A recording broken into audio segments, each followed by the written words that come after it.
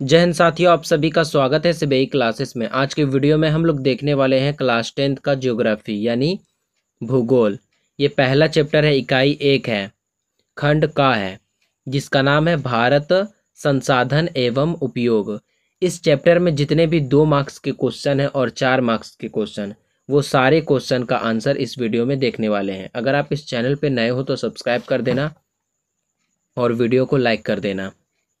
पहला लघुत्तरीय प्रश्न देखेंगे। पहला प्रश्न है, संसाधन को परिभाषित कीजिए। मतलब संसाधन क्या होता है वो बताना है। तो लिखना आंसर में, मानवीय आवश्यकता को पूरा करने वाले सभी जीव जंतु एवं वस्तुएं संसाधन है। मतलब वैसा वस्तु, वैसा जीव, वैसा जंतु जितना जो मानव के लिए आवश्यक है या फिर उपयोगी है, वो सारे वस्तु जंतु क्या है? संसाधन है। अगला प्रश्न है, संभावी एवं संचित कोष संसाधन में अंतर स्पष्ट करें। मतलब संभावी संसाधन और संचित कोष संसाधन जो है, ये दोनों में अंतर बताना है। तो इधर है संभावी संसाधन और इधर है संचित कोष संसाधन। ऐसे संसाधन जो वर्तमान में उपयोग नहीं हो रहे हैं, मतलब अभी जो है वर्तमान में उपयोग नहीं हो रहा है वो संसाधन का, लेकिन भविष्य में किए जा सकते हैं इसका उपयोग। भविष्य में इसका उपयोग क्या हो सकता है? किया जा सकता है। जैसे राजस्थान की पवन ऊर्जा, राजस्थान में जो है पवन ऊर्जा का जो है बहुत अच्छा स्रोत है, वहाँ पवन ऊर्जा बनाया जा सकता है, पवन ऊर्जा। लेकिन क्या हो रहा है? अभी उपयोग बड़े पैमाने पर नहीं हो रहा है। इसी प्रकार से गुजरात का सौर ऊर्जा, गुजरात में जो है सौर ऊर्जा मतलब बैठाया जा सकता है, वहाँ अधिक सौर ऊर्जा प्राप्त किया जा सकता है वहाँ से, लेकिन अभी हुआ नहीं है काम चालू, आगे हो सकता है। संचित कोष संसाधन में क्या है? ऐसे संसाधन जिन्हें भविष्य की पीढ़ियों के लिए सुरक्षित रखा गया है, जैसे भारत का कोयला और पेट्रोलियम भंडार। मतलब क्या होता है कि भविष्य के लिए उपयोगी लिए रखा गया, मतलब भविष्य जो पीढ़ी है, भविष्य की पीढ़ी के लिए रखा गया है। चाहते हैं तो इसका उपयोग हो सकता है अभी बड़े पैमाने पर, लेकिन उतना बड़े पैमाने पर उपयोग नहीं हो रहा है भविष्य के लिए, मतलब जो भी है भविष्य के लिए रखा गया है। तो ये संचित कोष संसाधन, मतलब संचित रख दिया गया है। तीसरा प्रश्न है, संसाधन संरक्षण की उपयोगिता को लिखिए। तो संसाधन संरक्षण की क्या उपयोगिता है वो लिखना है। लिखना है, संसाधन संरक्षण से संसाधनों का दीर्घकालिक उपयोग संभव होता है। मतलब संसाधन का जब संरक्षण करेंगे तो उसका उपयोग अधिक दिनों तक हो सकता है। या भविष्य की पीढ़ियों के लिए संसाधन बचाता है। मतलब संसाधन संरक्षण जब करते हैं तो ये भविष्य का जो पीढ़ी है उसके लिए भी संसाधन बचता है। अत्यधिक दोहन, मतलब ज़्यादा उपयोग से पर्यावरणीय क्षति को रोकता है। मतलब ज़्यादा अत्यधिक दोहन और जो है पर्यावरणीय क्षति जो होता है उसको उससे मतलब रोकता है। संसाधन संरक्षण करते हैं तो संसाधन अत्यधिक उपयोग नहीं होता है, संसाधन का अत्यधिक दोहन नहीं होता है, और पर्यावरणीय जो क्षति होता है वो भी नहीं होता है संरक्षण से। अगर संरक्षण संसाधन का करेंगे तो पर्यावरणीय क्षति भी नहीं होगा। अगला प्रश्न है, संसाधन निर्माण में तकनीक की क्या भूमिका है, स्पष्ट कीजिए। तो लिखना है, तकनीक प्राकृतिक वस्तुओं को उपयोगी संसाधन में बदल देता है। मतलब अगर तकनीक है किसी के पास तो वो क्या होता है, खराब भी वस्तुओं को अच्छा में बदल देता है।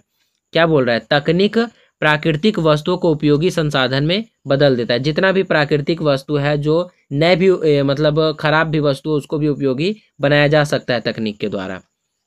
जैसे लोहे की अयस्क से मशीनों और उपकरण बनाना।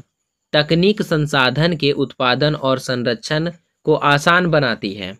नई तकनीक से ऊर्जा और खनिज का बेहतर उपयोग संभव होता है। अब देखते हैं हम लोग दीर्घोत्तरीय प्रश्न क्या क्या है। तो दीर्घोत्तरीय प्रश्न टोटल 2 गो है।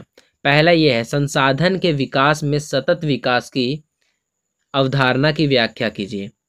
तो लिखना है, सतत विकास का अर्थ है ऐसा विकास जिसमें वर्तमान की आवश्यकताएं पूरी हो लेकिन भविष्य की पीढ़ियों के संसाधन भी सुरक्षित रहे। मतलब हम लोगों को उपयोग करना है संसाधन का, इस प्रकार से उपयोग करना है कि आज का जो पीढ़ी है उसको भी मिल जाए संसाधन का मतलब लाभ, और जो आने वाला पीढ़ी है उसको भी लाभ मिल सके। संसाधनों का अत्यधिक दोहन पर्यावरणीय असंतुलन पैदा करता है। मतलब अगर संसाधन का अधिक उपयोग करेंगे तो पर्यावरणीय असंतुलन पैदा हो जाएगा। सतत विकास में निम्न बातें शामिल है। पहला बातें शामिल है संसाधनों का विवेकपूर्ण उपयोग, दूसरा है नवीकरणीय ऊर्जा स्रोतों का प्रयोग, और तीसरा है पर्यावरण संरक्षण और पुनर्चक्रण। मतलब बोल रहा है संसाधनों का विवेकपूर्ण सोच समझ के उपयोग करना चाहिए। दूसरा है नवीकरणीय, मतलब वैसा संसाधन का उपयोग करना चाहिए जो खत्म नहीं हो सके।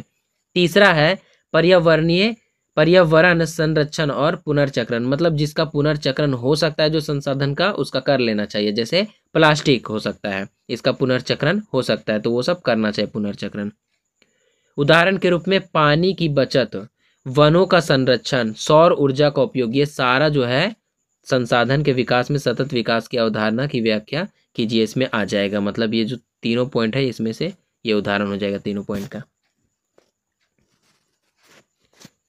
अगला प्रश्न है स्वामित्व के आधार पर संसाधन के विविध स्वरूपों का वर्णन कीजिए। तो लिखना है स्वामित्व के आधार पर संसाधनों को 4 भागों में बांटा गया, मतलब कितना भागों में बांटा गया उसका वर्णन करना है। तो टोटल 4 भागों में बांटा गया स्वामित्व के आधार पर संसाधन को। पहला है व्यक्तिगत संसाधन। व्यक्तिगत मतलब किसी व्यक्ति विशेष का होता है वो संसाधन जो व्यक्ति विशेष के स्वामित्व में हो। जैसे हो जाएगा निजी, भूमि और घर, मतलब अपना भूमि, जमीन और घर, ये जो है किसी व्यक्ति विशेष का होता है। दूसरा है सामुदायिक संसाधन। सामुदायिक संसाधन मतलब जो पूरे समुदाय के लिए होता है, जो किसी समुदाय द्वारा उपयोग किए जाते हैं। मतलब जैसे मंदिर हो गया, मस्जिद हो गया, ये सब सामुदायिक है। पार्क हो गया, सड़क हो गया, ये सारा चीज जो है सामुदायिक है, सबके लिए है। तीसरा है राष्ट्रीय संसाधन। मतलब राष्ट्रीय संसाधन क्या होता है? जिस पर पूरे देश का अधिकार हो, वैसा संसाधन जिस पर पूरे देश का अधिकार हो उसे राष्ट्रीय संसाधन कहते हैं। जैसे रेल मार्ग, राष्ट्रीय राजमार्ग, नदियां। चौथा पॉइंट है अंतर्राष्ट्रीय संसाधन। तो अंतर्राष्ट्रीय संसाधन क्या होता है? जो किसी एक देश की सीमा में ना हो, मतलब वैसा संसाधन जो किसी एक देश के सीमा में ना हो, अंतर्राष्ट्रीय संगठन द्वारा नियंत्रित हो, और वो जो है अंतर्राष्ट्रीय संगठन के द्वारा नियंत्रित हो। जैसे अंतरिक्ष हो जाएगा, ये जो है किसी एक देश में नहीं है, तो ये जो हो जाएगा अंतरिक्ष अंतर्राष्ट्रीय संसाधन हो जाएगा। तो आशा करते हैं आपको अच्छे से समझ में आ गया होगा। अगर इसका आपको पीडीएफ चाहिए तो टेलीग्राम चैनल का लिंक डिस्क्रिप्शन बॉक्स में है, वहाँ से आप लोग ये पीडीएफ को डाउनलोड कर सकते हो।